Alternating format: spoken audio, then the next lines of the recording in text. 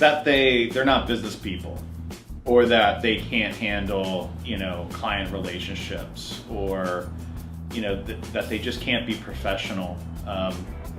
If you look back into the past, you know, creatives were considered tradespeople. And it wasn't until like the 1800s where you started to get this idea of the, you know, the tortured artist, which was actually created by, you know, it was created by a few different people, but it's mainly attributed to Theo van Gogh, who, you know, or Van Gogh, but of course with his brother Vincent van Gogh.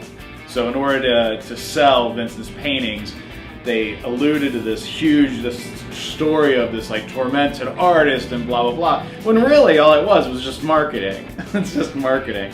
So I would definitely say that, you know, people, they think that creatives can't be good business people, they can't turn a profit, they can't you know, subsist or exist, and you know, and they usually say that like as I drive away in my Benz. Okay, later. Keep on believing that. You know, it's a limiting belief, and unfortunately a lot of people believe it. Hi, I'm Woody with Framed Eyewear, and welcome to K.R.E.A.T.E TV.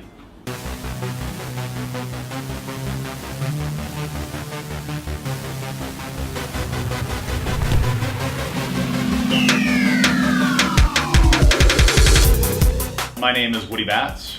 I am the Chief Creative Provocateur of Framed Eyewear.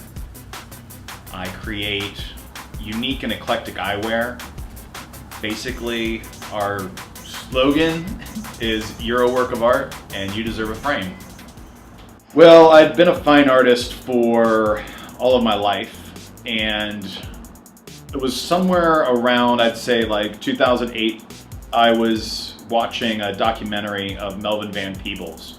He directed Sweet Sweetback's Badass Song, and in the documentary he was talking about going to Paris, studying film and painting, and that he said something that was really important to me. Is he said he wasn't seeing what he wanted to see, so he went out and created it.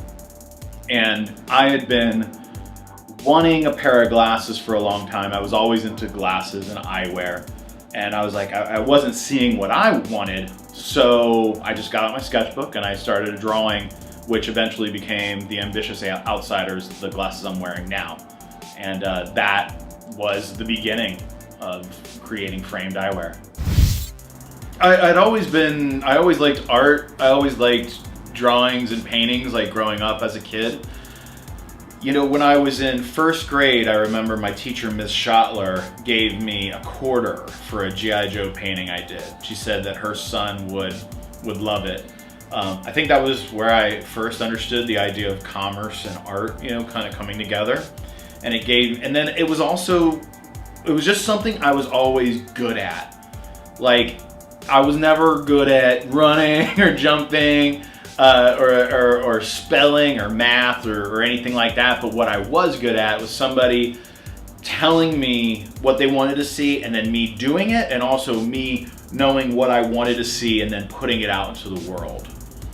So that feedback, that positive feedback is definitely what drew me, because even today I can go to a bar, break out my sketchbook and start drawing, and people will just come right to it. So it's a positive feedback loop that definitely pulls me through, I would say, my passion.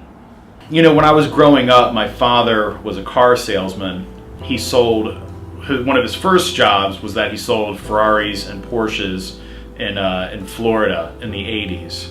So I draw a lot of inspiration from, you know, Ferraris, Porsches, the lines. I study Ferdinand Porsche, who created the first Porsche. He also designed the Volkswagen Beetle. I look at a lot of different artists. Patrick Nagel is one. And also I look at Japanese printmaking ukiyo-e, which is the floating world. I look at a lot of prints like that.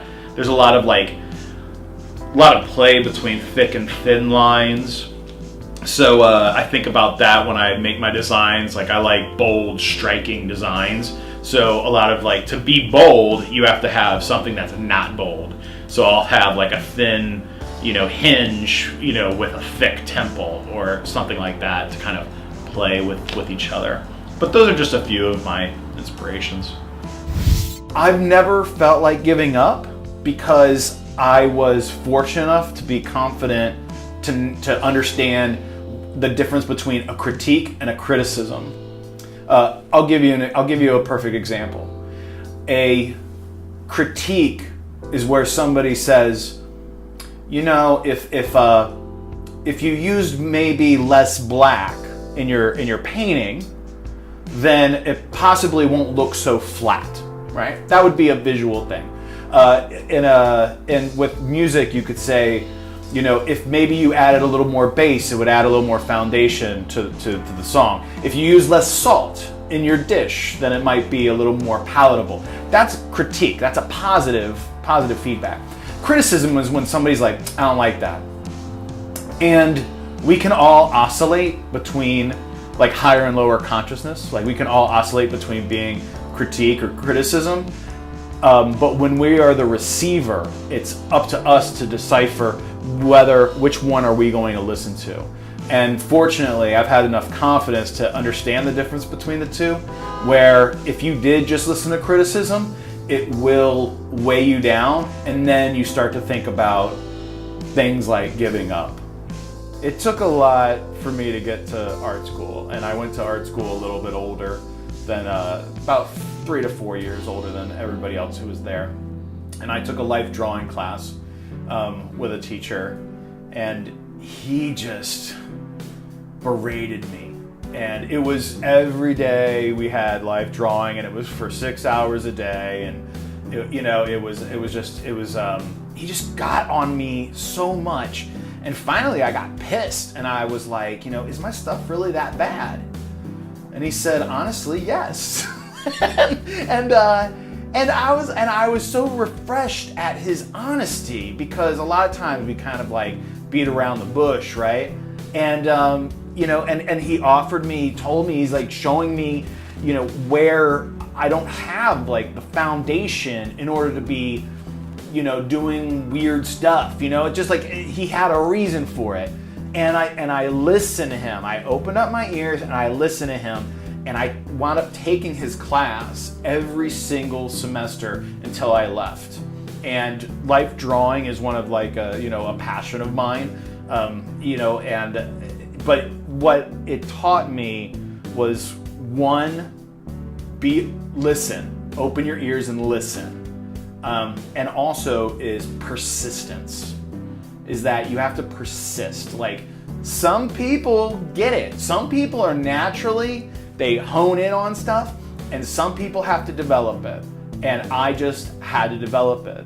And so that experience was great. And that's just one of like a handful of experiences in my life that, really helped guide me to the direction that I'm going now. It starts with drawing. Everything begins with a drawing, whether it be a sketch in my sketchbook, or if it's an official drawing on the drawing table. What I do is like I draw, I measure, and then I refine. From there, we then take it and make a 3D prototype of it so we can look at it in 3D space. We use software like AutoCAD or Maya. Once we can see it in a space, we can then refine it a little bit more, and then we send it off to a 3D printer. So we send it off to a 3D printer, we get a usable prototype, and then I have a model who I want the shape to fit that type of face. So I have like somebody that has a squarish face, somebody has an angular face. I put the prototype on them, and then I make more refinements. From there, once it's finalized, we send the prototype, the 3D model, and the drawing to a factory. There's a couple of factories that I work with, and then they send me back a prototype. The prototype is almost the finished piece. It's everything that the factory is going to be able to do, except for possibly like some printing or a different screw on the inside. And once that's approved, we then go into production. Production lasts anywhere from 4 to 8 weeks, and then we get shipped the final product. There's a guy, his name's Richard Watson. He founded a company called Blind. I don't think they're in business anymore, but he was known for, he designed all the eyewear in the Matrix films. And his eyewear was so different, it broke a lot of rules, but also was incredibly interesting. One of the frames that I liked the most were Morpheus's. He had these, they're called T glasses. They're just this like small glasses, but they had no temple. It just kind of floated, and they actually do float, like the way it's engineered. So I would definitely say him.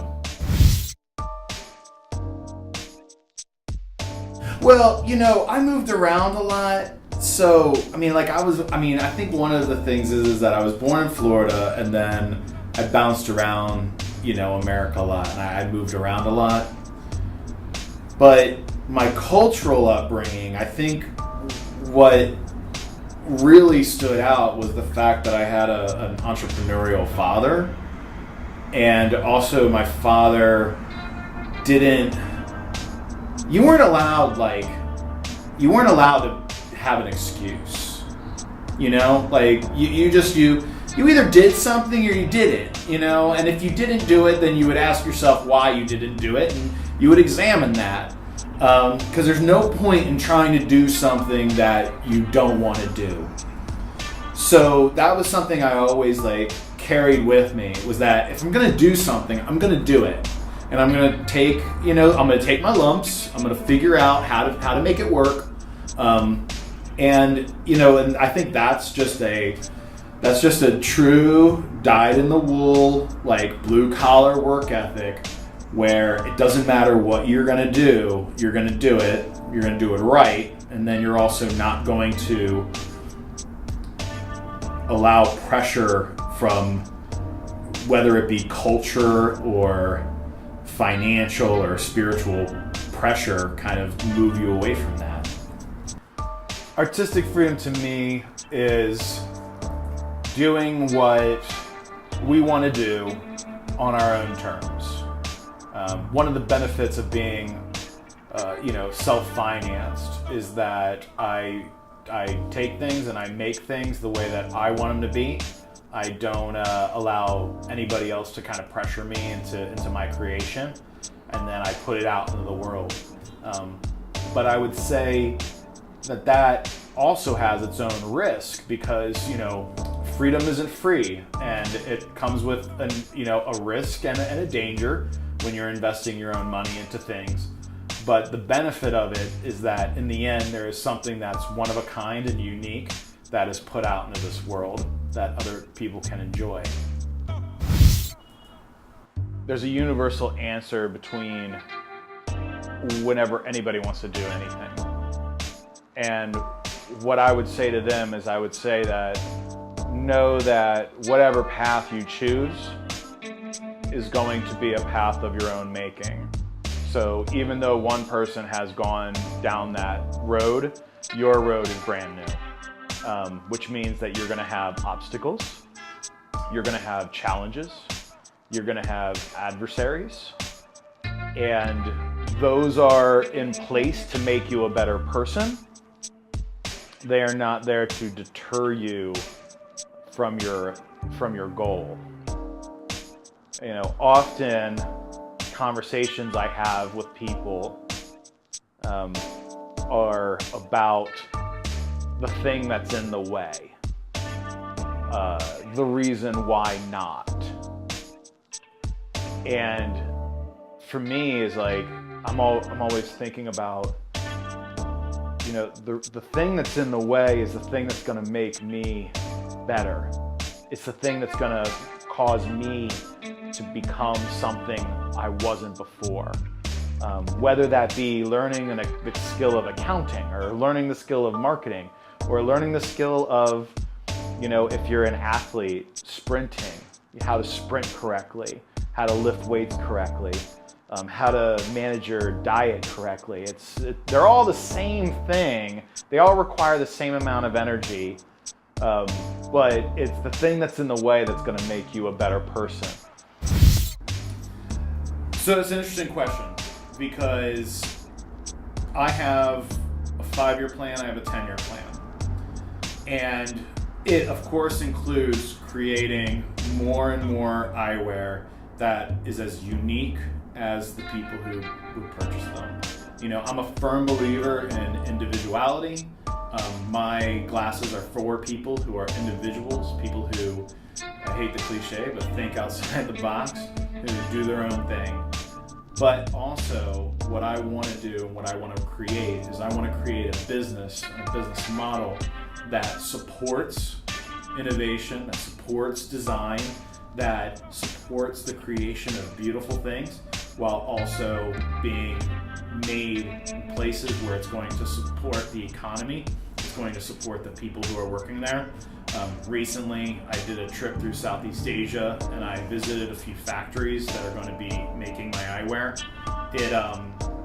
I was very, very happy that I went to these countries as a business person versus a tourist, because you could really see, you take away the idea, like in Cambodia, that there's like running water.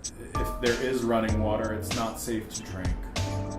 And by being there and by making sure that the factory is making things and that it's up to the standards and that the practices are good and the practices are being watched, that you're able to support that economy. You're able to meet people. I met a few people. We're still in exchange and communication. We email each other. We're Facebook friends. And it's a great thing knowing that not only am I supporting the economy here, but I'm also supporting the economy on a global scale.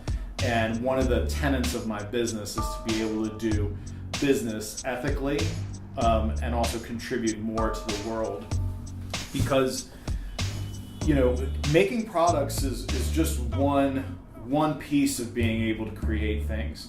Being able to do business across the globe, being able to travel across the globe is another very positive thing. And then, of course, is being able to give back. So I'm hoping in the next few years to begin to teach and start teaching people how they can actually take their ideas, right, whether it be fashion or painting or art, and then pull them out and actually make it into a real thing that they can then go and they can create a career out of, and then be able to push that into other places in the world and be able to influence and inspire other people. Oh, How Soon Is Now by the Smiths. Whenever I want to ask the universe, how long is it going to take? I wish I could just say, how soon is now? Can we just make it now? How soon is now?